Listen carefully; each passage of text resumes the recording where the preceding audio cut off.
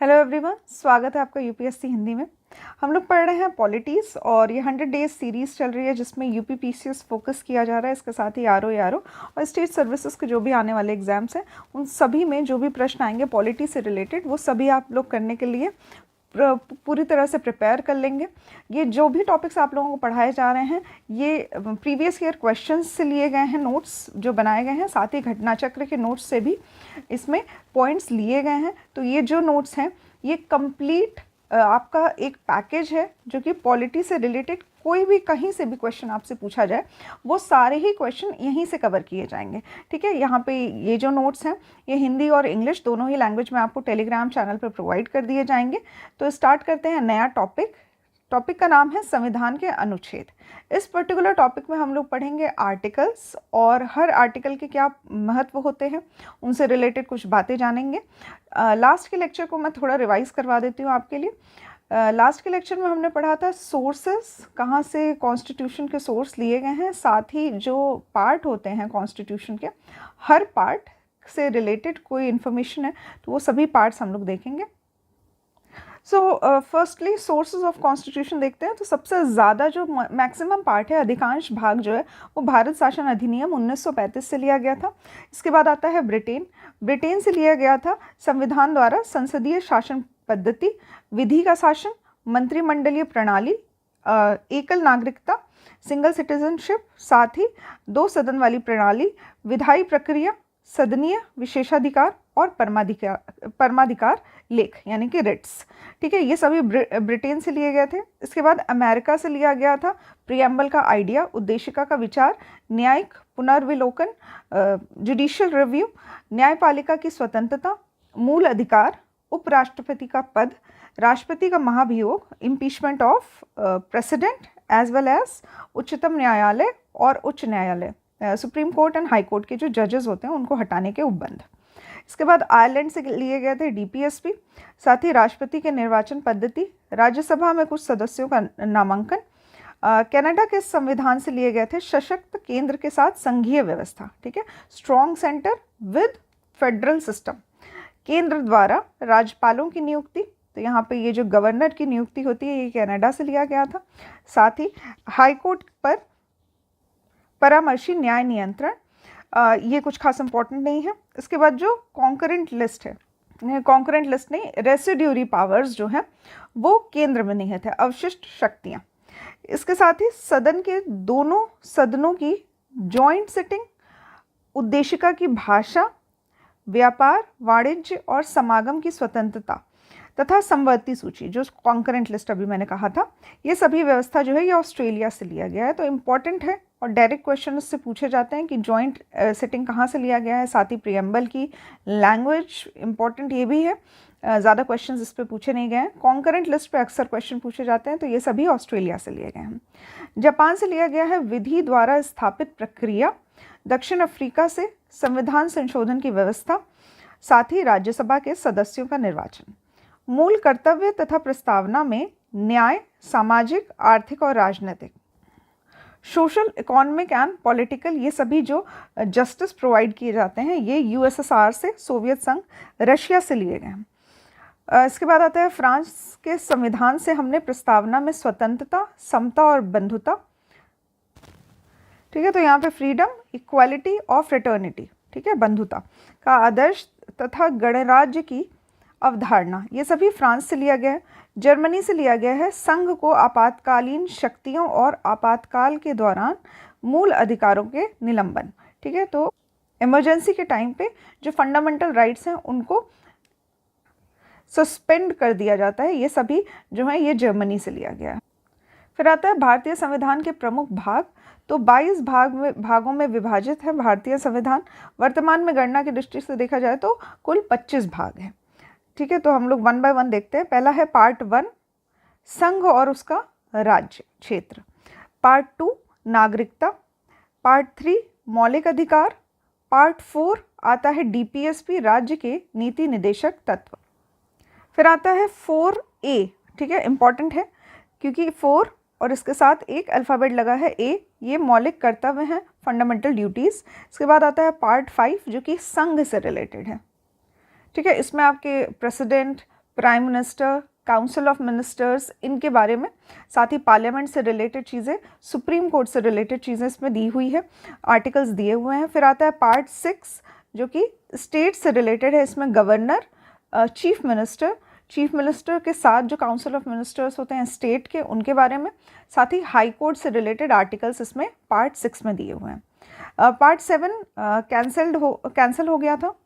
इसके बारे में जो जानकारी है इससे रिलेटेड वो मैंने आपको लास्ट लेक्चर में बताया हुआ है। सो पार्ट 7 हमें नहीं जानना है। फिर पार्ट 8 है जो कि संघ राज्य क्षेत्र से रिलेटेड है। पार्ट 9 पंचायत से रिलेटेड है, ये भी डायरेक्ट क्वेश्चन पूछे जाते हैं। सो यहाँ पे ये भी आपको पता होना चाहिए। Part 9 is related to panchayat. Part 9A is related to municipality, नगर पालिका। Part 9B is related to सहकारी समितियाँ, कोऑपरेटिव सोसाइटीज़। उसके बाद आता है 10, पार्ट 10 इज़ रिलेटेड टू अनुसूचित एवं जनजातीय क्षेत्र। ठीक है। पार्ट 10 याद करने का तरीका मैं आपको बता देती हूँ। तो यहाँ पे आपको हर 5 टर्म्स याद करना है। ठीक है। हर 5 के ग्रुप में डिवाइड करके जितने भी टोटल पार्ट्स हैं उनको याद करना है। तो 5 तक हो गया यहाँ पर। फिर उसके बाद यहाँ से लेकर यहाँ नेक्स्ट 5 जो आता है, यानी कि आपका 10, पार्ट 10 तक इसको याद करना है। उसके बाद पार्ट 11 आता है संघ एवं राज्यों के बीच के संबंध, inter state council relation. Part 12 related to वित्त, संपत्ति, संविदाएं और वाद, इससे रिलेटेड है।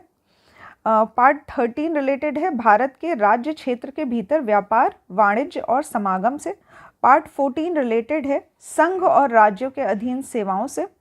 14A इम्पॉर्टेंट है, ट्रिब्यूनल से रिलेटेड है, अधिकरण।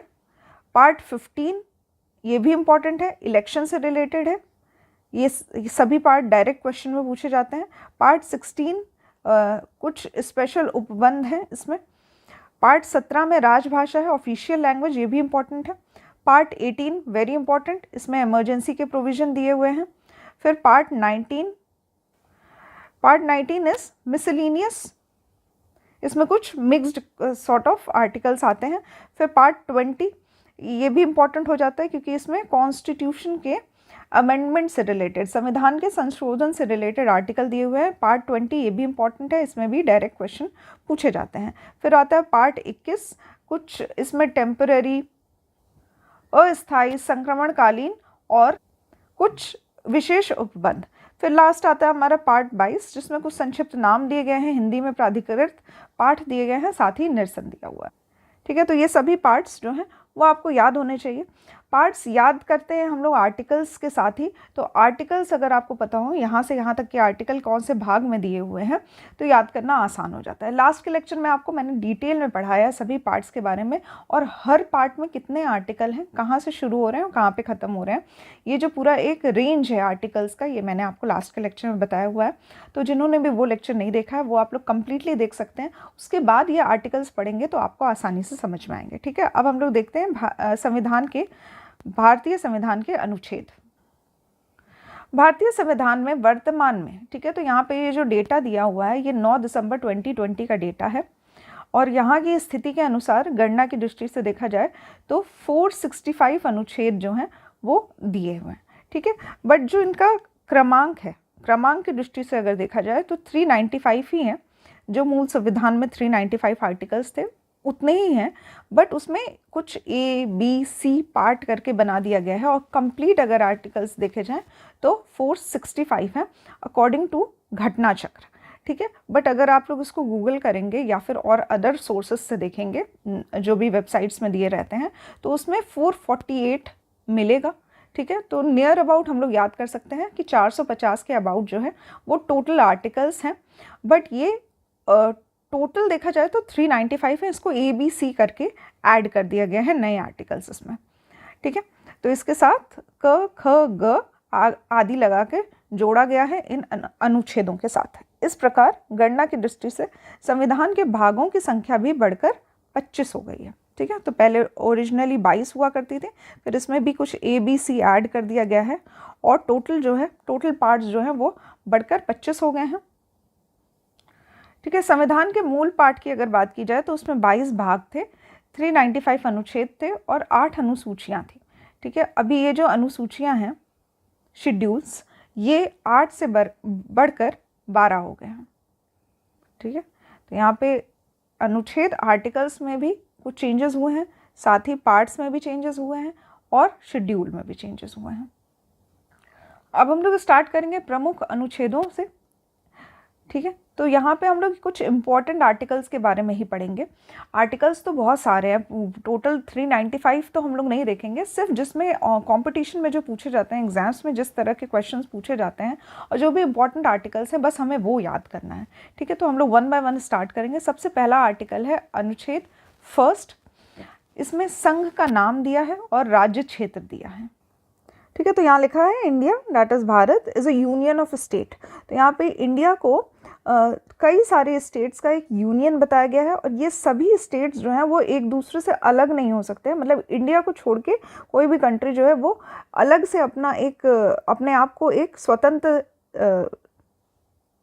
राष्ट्र घोषित नहीं कर सकती है। ठीक है, तो यहाँ पे ये एक इंडेस्ट्रक्टिबल यूनियन है जिसमें कोई भी स्टेट इंडिया से अलग नहीं हो सकता है। ठीक है, तो यहाँ पे ये आर्टिकल फर्स्ट है हमारा। फिर आता है आर्टिकल सेकंड, जिसमें नए राज्यों का प्रवेश तथा स्थापना के बारे में बताया जाता है। ठीक है, तो यहाँ पे वो सभी राज्य जो इंडिया का पार्ट नहीं है, जैसे कि गोवा इंडिया का पार्ट नहीं हुआ करता था, पहले ये पोर्टुगीज़ के कंट्रोल में आता था। तो ये जब इंडिया में शामिल हुआ तो इसमें आर्टिकल 2 का यूज़ किया गया था, जिससे जो गोवा है वो इंडिया का पार्ट बनाया गया था। इसके साथ ही बांग्लादेश के कुछ हिस्से या फिर किसी भी दूसरे देश के जो हिस्से हैं, जब वो भारत में मिलाए जाते हैं तो संविधान के आर्टिकल 2 का यूज़ किया जाता है। ठीक है, इंपॉर्टेंट है बिकॉज आर्टिकल 2 और 3 में हमेशा कन्फ्यूजन होती है। तो यहाँ पे आर्टिकल 3 भी देख लेते हैं, फिर मैं आपको फिर से एक बार रिवाइज करके बताऊंगी कि आर्टिकल 2 और 3 में क्या डिफरेंस है। ठीक है, नेक्स्ट है आर्टिकल 3। इसमें नए राज्यों का निर्माण तथा वर्तमान राज्यों के क्षेत्रों, सीमाओं या नामों में परिवर्तन। ठीक है, तो यहाँ पे पर्टिकुलर जो इंडिया है, इंडिया के ही किसी स्टेट के में नए राज्य का, ठीक है, फिर से एक्सप्लेन करती हूँ मैं आपको। तो वो सभी राज्य जो इंडिया का हिस्सा हैं, ठीक है, जैसे कि यूपी राज्य हुआ करता था कंप्लीट। 2000 में यूपी से ही डिवाइड करके उत्तराखंड का निर्माण किया गया था। ठीक है, इसके साथ ही आंध्र प्रदेश एक स्टेट हुआ करता था, आंध्र प्रदेश का ही हिस्सा अलग करके तेलंगाना का गठन किया गया। ठीक है, ये सभी चीज़ें जो थी वो आर्टिकल 3 के सहयोग से बन पाई हैं। ठीक है, तो कभी भी किसी स्टेट को डिवाइड करके नए स्टेट बनाना, साथ ही जैसे उड़ीसा का नाम ओडिशा कर दिया गया। ठीक है, या फिर कलकत्ता का नाम कोलकाता कर दिया गया। तो इस तरह से ये जो नाम में परिवर्तन होते हैं या फिर क्षेत्र या सीमा में परिवर्तन होते हैं, ये आर्टिकल 3 से किए जाते हैं। ठीक है, तो आर्टिकल 2 और 3 का डिफरेंस ये है कि कभी भी दूसरे देश के किसी हिस्से को अपने देश में का हिस्सा बनाना है तो हम लोग आर्टिकल 2 का यूज़ करेंगे। मतलब कि अपने देश की बाउंड्री के बाहर की किसी एरिया को अपने देश में इंक्लूड करना है तो हम लोग आर्टिकल 2 का यूज़ करेंगे। और आर्टिकल 3 का यूज़ हम लोग तब करते हैं जब अपने ही देश के किसी राज्य का नाम बदलना हो या फिर उसकी बाउंड्री परिवर्तित करना हो या फिर उसी राज्य को डिवाइड करना हो। ठीक है, या फिर 2 और अन्य राज्यों को मिला के एक राज्य बनाना हो, तब हम लोग आर्टिकल 3 का यूज़ करते हैं। ठीक है, आई होप यहाँ तक आपको समझ में आ गया होगा। ये सभी जो हैं ये हमारा पार्ट फर्स्ट में आता है। ठीक है, तो पार्ट फर्स्ट से related first, second and third article मैंने आपको बता दिए हैं। यहाँ पे ये ही एग्ज़ाम के लिए इम्पॉर्टेंट है। नेक्स्ट आता है हमारा पार्ट सेकंड। इसको हम लोग डिटेल में पढ़ेंगे सिटीजनशिप के बारे में। यहाँ पे बस आप अनुच्छेद 5 जान लीजिए कि संविधान के प्रारंभ के समय नागरिकता से रिलेटेड जो आर्टिकल है वो आर्टिकल 5 में दिया हुआ है। ठीक है, इससे रिलेटेड जो भी आपके क्लॉज होंगे वो आर्टिकल 5 में दिए हुए हैं। डिटेल से हम लोग समझेंगे। आर्टिकल 5 से लेकर 11 तक के आर्टिकल सिटीजनशिप से रिलेटेड हैं, नागरिकता से रिलेटेड हैं। सारे आर्टिकल्स को हम लोग डिटेल में पढ़ेंगे सिटीजनशिप वाले चैप्टर में। ठीक है, यहाँ पे बस अनुच्छेद 5 हम लोग समझ चुके हैं कि नागरिकता से रिलेटेड है। नेक्स्ट आता है अनुच्छेद 14 जो कि विधि के समक्ष समता का अधिकार है। ठीक है, इक्वालिटी बिफोर लॉ इंग्लिश में कहा जाता है। ये सभी पार्ट 3 के पार्ट हैं। ठीक है, तो पार्ट 3 में अनुच्छेद 14 है विधि के समक्ष समता। पार्ट 3 यानी कि फंडामेंटल राइट्स, ये हम लोग डिटेल में पढ़ेंगे। सभी अनुच्छेद जो हैं, सभी इंपॉर्टेंट आर्टिकल्स जो इससे रिलेटेड हैं, वो सब हम लोग डिटेल में देखेंगे।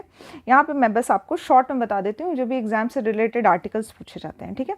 फिर आता है नेक्स्ट अनुच्छेद 15, जो कि धर्म, मूल वंश, जाति, लिंग एवं जन्म स्थान के आधार पर विभेद का प्रतिषेध, प्रोहिबिशन करता है, ठीक है। तो prohibition of discrimination against any religion, caste, creed, sex और बर्थ प्लेस, ठीक है।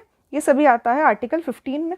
आर्टिकल 16 में आता है discrimination in employment in any government office, ठीक है। तो लोक नियोजन के विषयों में अवसर की समानता, ठीक है। तो यहाँ पे जो एम्प्लॉयमेंट दिया जाता है उससे रिलेटेड आप कोई भी डिस्क्रिमिनेशन नहीं कर सकते हैं, ये है अनुच्छेद 16 में, ठीक है। इसी एम्प्लॉयमेंट से रिलेटेड एक आर्टिकल आपने रिसेंट में देखा होगा, इकोनॉमिकली वीकर सेक्शन, ठीक है। तो इसी के सब क्लॉज में कुछ चेंज करके नए आर्टिकल्स या फिर नया जो क्लॉज बनाया गया था EWS रिजर्वेशन का, वो इसी से रिलेटेड है, ठीक है। नेक्स्ट है अनुच्छेद 17, जो कि अनटचेबिलिटी को अबॉलिश करता है, अस्पृश्यता का अंत करता है। उसके बाद आता है नेक्स्ट अनुच्छेद 18, जो कि उपाधियों का अंत करता है, एंड ऑफ टाइटल्स, ठीक है। ठीक है, तो यहाँ पे टाइटल्स का अर्थ ये होता है कि जैसे किसी के नाम के सामने डॉक्टर लगा हो, ठीक है। तो यहाँ पे ये अलाउड है कि आप डॉक्टर लगा सकते हैं, कोई भी एजुकेशनल उपाधि आपको मिली है वो लगा सकते हैं।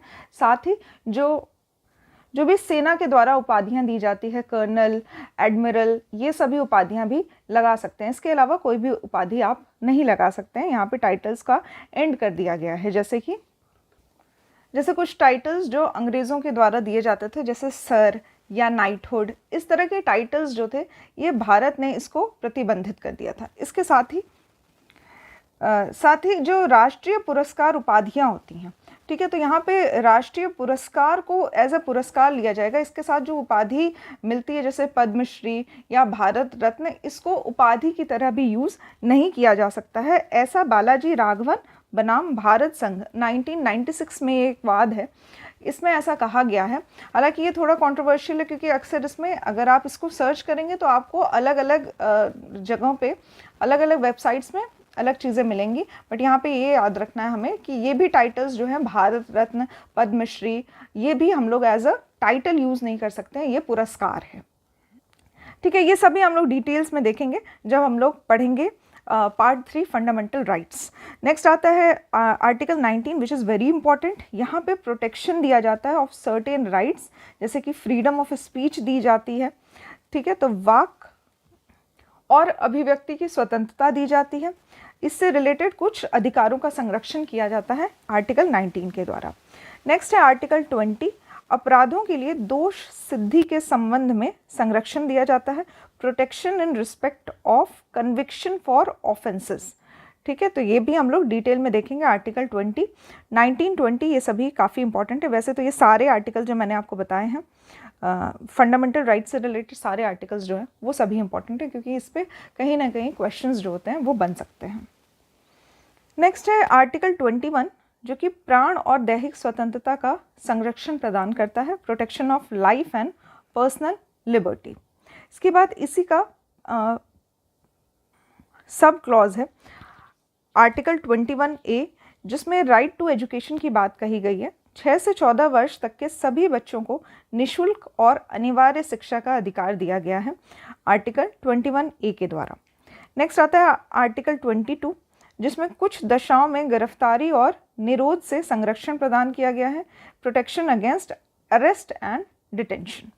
इसके बाद आता है अनुच्छेद 23, जिसमें मानव दुर्व्यापार एवं बाल श्रम पर प्रतिषेध किया गया है, prohibition of traffic and forced labour.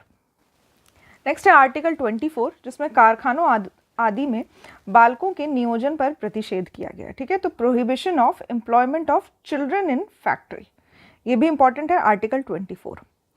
इसके बाद आता है आर्टिकल 25, जिसमें freedom of consciousness, free profession, practice and propagation of religion के बारे में हमें प्रोटेक्शन दिया गया है, ठीक है। तो यहाँ पे धर्म तथा उसके मानने, आचरण और प्रचार करने की स्वतंत्रता दी गई है आर्टिकल 25 के द्वारा।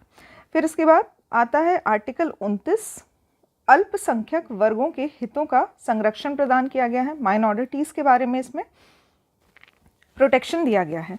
फिर आता है article 32 which is very important, तो यहाँ पे संवैधानिक उपचारों का अधिकार दिया गया है, रेमेडीज़ के बारे में बात की गई है, रिट्स के बारे में बात की गई है, ठीक है। तो फंडामेंटल राइट्स को किस तरह से प्रोटेक्ट किया जा सकता है इसके बारे में बताया गया है। तो ये काफ़ी इंपॉर्टेंट हो जाता है। यहाँ पे एंड होता है हमारा पार्ट 3। नेक्स्ट हमारा स्टार्ट होता है पार्ट 4 DPSP। इसके बाद आता है अनुच्छेद 39 राज्य द्वारा अनुसरणीय कुछ नीति तत्व, ठीक है, DPSP के बारे में बात कही गई है।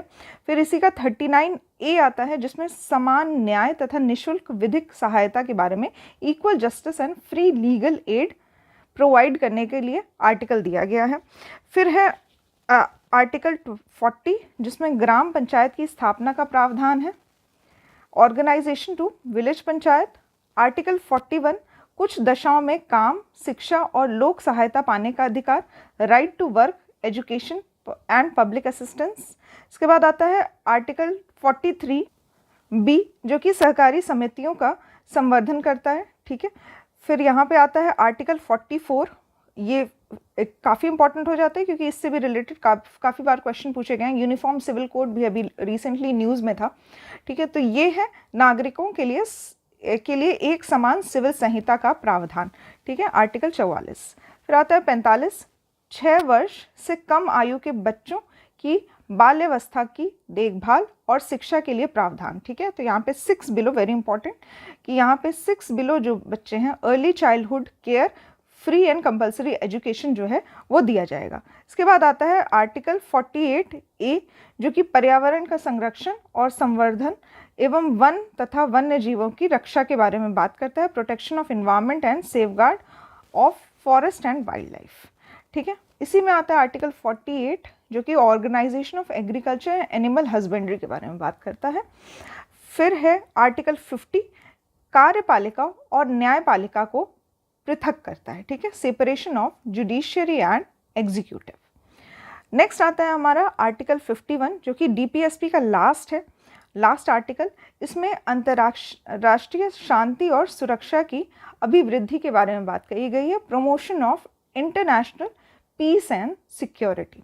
इससे पहले 49 भी आता है, protection of monuments, places and object of national importance, ठीक है। तो जो सभी नेशनल इम्पोर्टेंस की मॉन्यूमेंट्स हैं हमारे इंडिया में, उन सभी को प्रोटेक्ट करने का एक प्रावधान दिया गया है आर्टिकल 49 के तहत, ठीक है। ये सभी जो हैं वो DPSP का पार्ट थे। नेक्स्ट इम्पॉर्टेंट आता है हमारा 51A जिसमें हम लोग फंडामेंटल ड्यूटीज़ के बारे में बात करते हैं। नेक्स्ट है हमारा, इसके बाद हमारा इम्पॉर्टेंट आर्टिकल आता है आर्टिकल 52 जो भारत के राष्ट्रपति से रिलेटेड है, ठीक है। तो 52 यहाँ पे रिलेटेड है प्रेसिडेंट ऑफ इंडिया। फिर आता है आर्टिकल 55, इसमें इलेक्शन ऑफ प्रेसिडेंट की बात कही गई है, ठीक है। तो 55 is related to election of president, राष्ट्रपति के निर्वाचन की पद्धति के बारे में।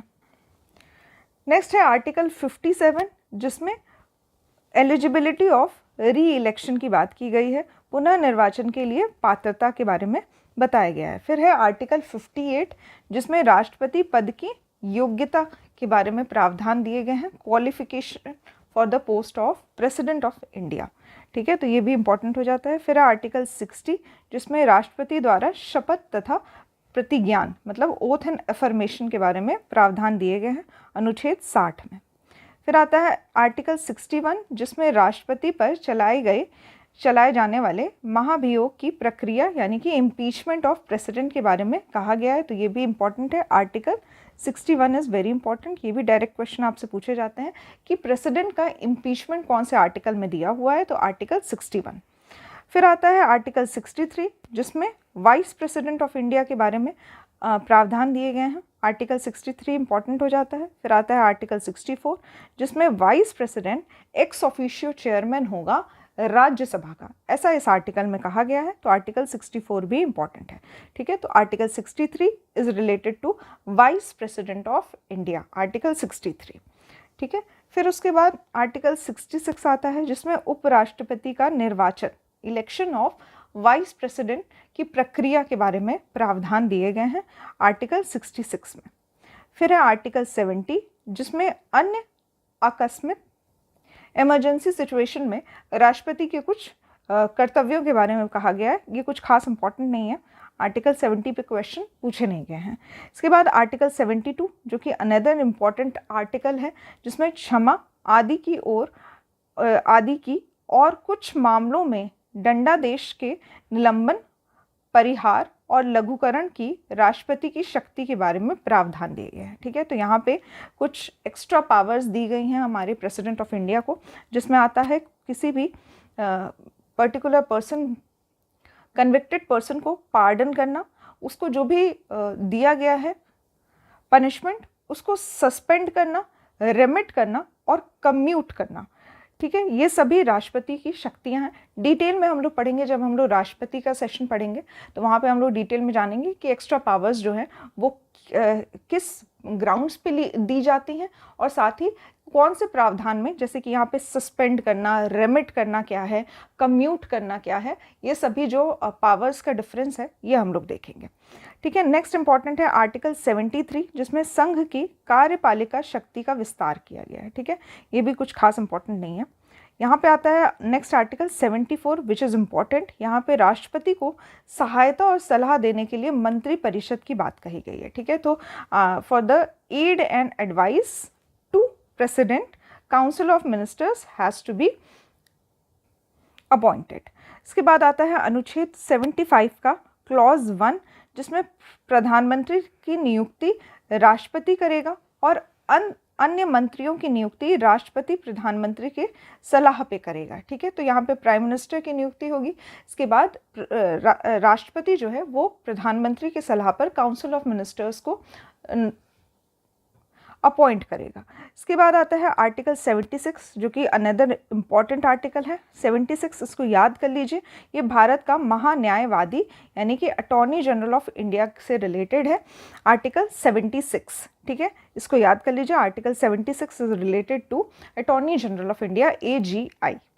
इसके बाद आता है आर्टिकल 79 जिसमें कॉन्स्टिट्यूशन ऑफ पार्लियामेंट के बारे में बात की गई है। ठीक है, तो संसद के गठन का प्रावधान दिया गया है 79 में। आर्टिकल 80 ये भी इम्पॉर्टेंट है क्योंकि इसमें राज्यसभा की संरचना के बारे में बात की गई है। आर्टिकल 80 जो है वो राज्यसभा से संबंधित है। आर्टिकल 81 जो है वो लोकसभा से संबंधित है। ठीक है, उसके बाद आता है आर्टिकल 83 जिसमें राज्यसभा एक स्थायी सदन के रूप में दिखाया गया है। इससे रिलेटेड जो भी राज्यसभा से रिलेटेड जो भी क्लॉज हैं वो 83 में दिए हैं। 84 में संसद की सदस्यता के से रिलेटेड क्वालिफिकेशन के बारे में बात कही गई है। ठीक है, तो 84, 83 में राज्यसभा और संसद की सदस्यता के बारे में बात कही गई है। इसके बाद 85 में आता है संसद के सत्र, सत्रावसान और विघटन। ठीक है, तो सेशन, प्रोरोगेशन और डिसोल्यूशन के बारे में प्रावधान दिए गए हैं। नेक्स्ट इंपॉर्टेंट है हमारा 100 आर्टिकल 100 का क्लॉज 1 जो कि चेयरमैन और डिप्टी चेयरमैन ऑफ राज्यसभा से रिलेटेड है। इसके बाद आता है इंपॉर्टेंट आर्टिकल 108 जो कि जॉइंट सिटिंग से, दोनों सदनों की संयुक्त बैठक से रिलेटेड है। कौन से ग्राउंड्स पे ये जो जॉइंट सिटिंग है ये बुलाई जाती है, ये सभी दिए गए हैं आर्टिकल 108 में। ठीक है, तो 108 डायरेक्ट क्वेश्चन पूछा जाता है कि joint sitting is related to which article, answer होगा आपका आर्टिकल 108। नेक्स्ट है आर्टिकल 109 जो कि मनी बिल के स्पेशल प्रोविजन से रिलेटेड है। ठीक है, और ये जो मनी बिल की डेफिनेशन दी गई है, धन विधेयक की परिभाषा, ये 110 में दी गई है। ठीक है, तो यहाँ पे 110 आर्टिकल इंपॉर्टेंट हो जाता है क्योंकि इसमें मनी बिल की बात कही गई है। नेक्स्ट इंपॉर्टेंट है 112 जो कि एनुअल फाइनेंशियल स्टेटमेंट, वार्षिक वित्तीय विवरण के बारे में बताता है। ठीक है, इसी को बजट कहा जाता है। डायरेक्टली बजट वर्ड का यूज़ नहीं किया गया है, इसको एनुअल फाइनेंशियल स्टेटमेंट के तौर पे दिखाया गया है हमारे आर्टिकल 112 में। ठीक है, तो 112 इज रिलेटेड टू बजट, इसको एनुअल फाइनेंशियल स्टेटमेंट कहा जाता है। फिर आता है आर्टिकल 114 जो कि अप्रोप्रिएशन बिल से रिलेटेड है। आर्टिकल 117 वित्त विधेयक के बारे में विशेष उपबंध दिए गए हैं। नेक्स्ट इंपॉर्टेंट आर्टिकल है हमारा आर्टिकल 122, जो कि न्यायालयों द्वारा संसद की कार्यवाहियों की जांच ना किया जाना, ऐसा इसमें कहा गया है। ठीक है, तो कोर्ट जो है वो पार्लियामेंट की प्रोसीडिंग को इंक्वायरी नहीं कर सकती है। ठीक है, ऐसा कहा गया है आर्टिकल 122 में। नेक्स्ट इंपॉर्टेंट आर्टिकल है आर्टिकल 123 123, जिसमें राष्ट्रपति के द्वारा ऑर्डिनेंस लाया जा सकता है जब भी सेशन ना चल रहा हो पार्लियामेंट का। ठीक है, तो ये किसी भी हाउस में प्रेजेंट किया जा सकता है। नेक्स्ट है आर्टिकल 124, जो कि उच्चतम न्यायालय की स्थापना और गठन के बारे में बताता है। ठीक है, तो यहाँ पे सुप्रीम कोर्ट के प्रावधान दिए गए हैं आर्टिकल 124 में। फिर आता है 129, जिसमें उच्चतम न्यायालय का अभिलेख न्यायालय होना। ठीक है, कोर्ट ऑफ रिकॉर्ड माना जाता है सुप्रीम कोर्ट के प्रोसीडिंग्स को, ऐसा कहा गया है आर्टिकल 129 में। ये भी इंपॉर्टेंट है, 124 भी इंपॉर्टेंट है। ठीक है, ऐसे कुछ स्टूडेंट्स होंगे जिनको काफ़ी आर्टिकल्स जो है वो पढ़ने में काफ़ी डिफ़िकल्टी हो रही होगी और थोड़ा बोरिंग लग रहा होगा आज का सेशन, तो उनके लिए मैं बता देती हूँ कि ये डायरेक्ट क्वेश्चन पूछे जाते हैं। अगर आपको वन लाइनर क्वेश्चंस अगर कभी भी इस तरह का मिलता है कि कौन सा आर्टिकल किससे रिलेटेड है, तो वो सभी सॉल्व अगर आप करना चाहते हैं तो आपको ये सभी याद करने होंगे, ये सभी आर्टिकल्स जो भी पढ़ाए जा रहे हैं यहाँ पे। ठीक है, तो ऐसा इनमें से कोई भी आर्टिकल नहीं है जो आपके लिए इंपॉर्टेंट नहीं है, तो यहाँ पे प्लीज़ आप लोग इसको अवॉइड मत करिए। जो भी आर्टिकल्स आपको यहाँ बताए जा रहे हैं इनको याद करने की कोशिश करिए। ठीक है, नेक्स्ट है आर्टिकल 137, जो कि रिव्यू ऑफ जजमेंट और ऑर्डर्स ऑफ सुप्रीम कोर्ट के बारे में बताता है। ठीक है, तो यहाँ रिव्यू की शक्ति दी गई है सुप्रीम कोर्ट को। इसके साथ ही आर्टिकल 143, ये भी काफ़ी इंपॉर्टेंट है क्योंकि इसमें प्रेसिडेंट को पावर दी गई है कि वो कंसल्ट कर सकता है सुप्रीम कोर्ट को। ठीक है, तो ऐसी कोई सिचुएशन आती है जहाँ पे प्रेसिडेंट परामर्श लेना चाहता है सुप्रीम कोर्ट का, तो वहाँ पे ले सकता है। इसके बाद आता है आर्टिकल 148, जो कि भारत के नियंत्रक एवं महालेखा परीक्षक